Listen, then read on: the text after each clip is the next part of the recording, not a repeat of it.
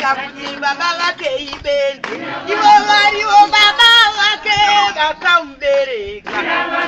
Mai mirai panzvimbo muzive zvamuri. Murume uyu ndiye amakavinga mirai panzvimbo. Muchibva kumusha kwenyu dharuweni mirai panzvimbo.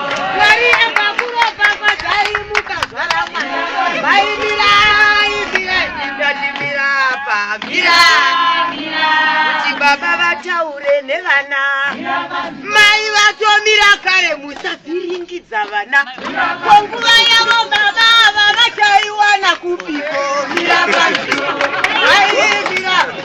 Teuka. Iwe jara inokuya yose mudzimba umu. Yange mvura ikanaya pamushapa pazere vana. Asi maneja basa ravo vakatorerwa namai. Kuti vachitaura nguva nemukana hapana. Vanoudza mwana uyu. Unotiyanga ine.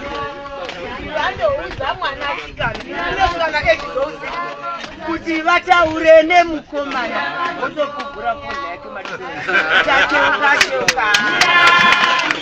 Zvara vedu yopinda mumba umu. Tongo pavo samatenga nguva yokuti mvura haina kunaya. Dzimwe nguva mvura yanaya kuronga kwarasika.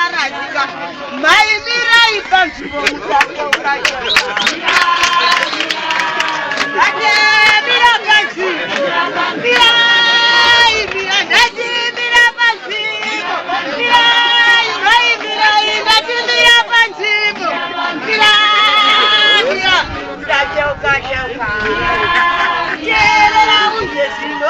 Mai avo vakamira panzvimbo yavo kana mwana anonoka. Votaura kuna baba ndovaudza tarirai baba. Tarirai vashiva masuwa ndini baba mwana tarirai zvoita. Unosvika usiku totidiko panyika. Mai vamira ava. Baba vosekerera votora mukana woubaba.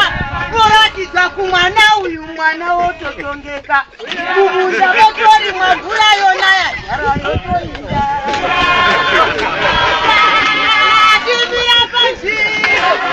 Mira panzvimbo kuonera muchato kwavamwe. Kusamira panzvimbo kwenyu mai nenguva inouya mwana usiku. Muchangopemberera mudzimba dzavamwe. Ndouya voriniko kuti tizoungana sepanodzimba hapana mazeni. Ufane zvidhina newemboroma uvake dzako. Urime wakateerera murume wako. Mwari voropafadza.